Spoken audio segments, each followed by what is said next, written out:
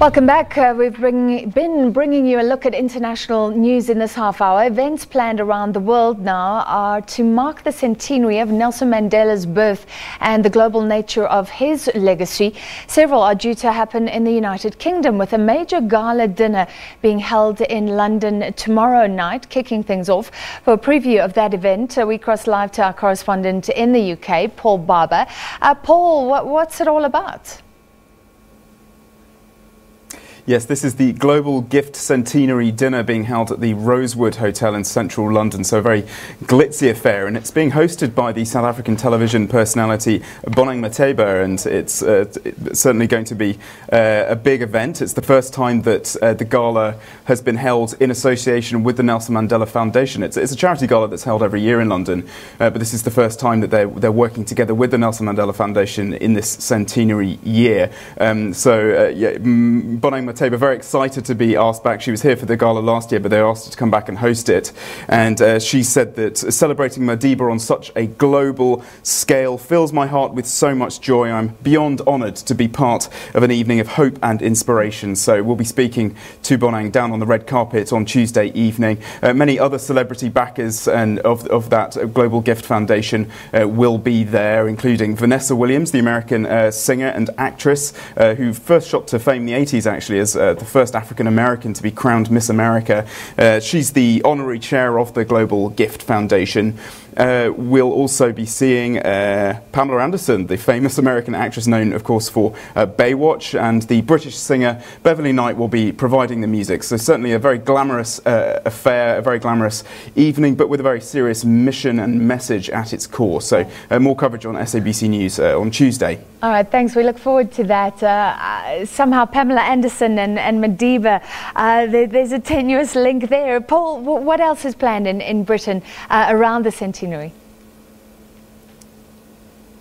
Yes, indeed. Well, London was seen as the centre of the international struggle against apartheid, with many famous concerts and marches and boycotts being organised from here. So many of those people who were behind that, and many of those campaign veterans, are now getting involved in those centenary commemorations, which are being held the length and breadth of the country. There's going to be a major landmark exhibition held on London's South Bank, which has been curated by the Apartheid Museum of Johannesburg.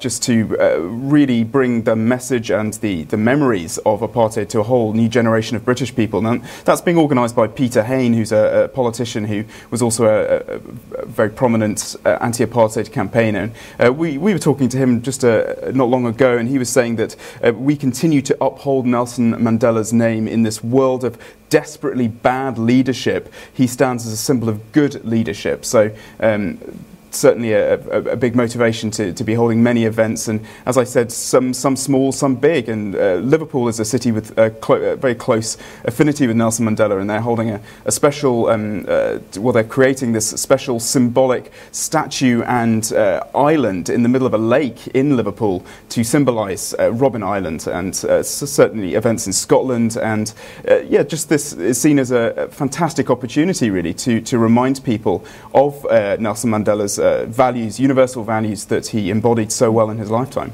That's a beautiful tribute.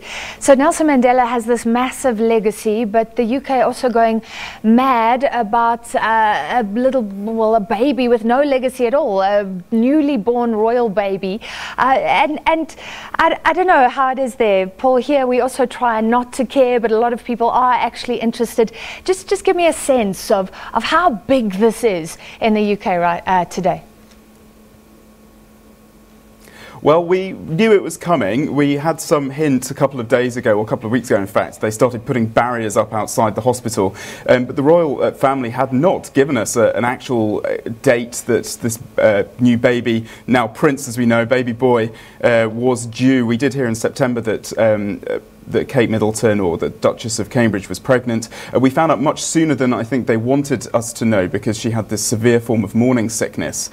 So we knew the date was sometime around April, but it's fair to say there's been less hype leading up to this birth than the previous two. Of course, Prince George in 2013 and his sister Princess Charlotte in 2015. That's partially because there's already another big royal event coming up, the wedding of Prince Harry and Meghan Markle just a couple of weeks away now. It's also been a very busy week in London for the royal family because of the Commonwealth Heads of Government meeting, which Queen Elizabeth was hosting, and of course President Cyril Ramaphosa was in London for his first UK visit as president, which was seen as a very important event for both sides. But yes, I think it's we could say we get a bit tired of these births and these events, but everyone gets incredibly excited when it happens. You know, I was down there for a report a bit earlier, and I couldn't believe just how many people there really were. But obviously, media from all over the world, really every language you could hear being spoken, but just crowds of well-wishers as well. But it was a slightly bizarre scene because it's a big working hospital, so you had dozens of volunteers trying to keep the media out of the way so people could get into the emergency department, and very surreal scene. But yeah, we have seen that the Duchess and the Duke have now left that hospital and taking the new baby prince back home to his brother and sister, and we should be hearing what the name is in the next couple of days, and bets Paul, are on Arthur or James. We have to stop it there. The anticipation is just too much, and then the show has come to an end. And you've got to feel for Kate Middleton, Bongani. She's got to give birth and then go and appear with a newborn baby to the world. It's so very hard being a royal. Must be so hard. That'll be it from me until tomorrow. Good night. You'll be back at 9. I'll see you news at 9. Till then.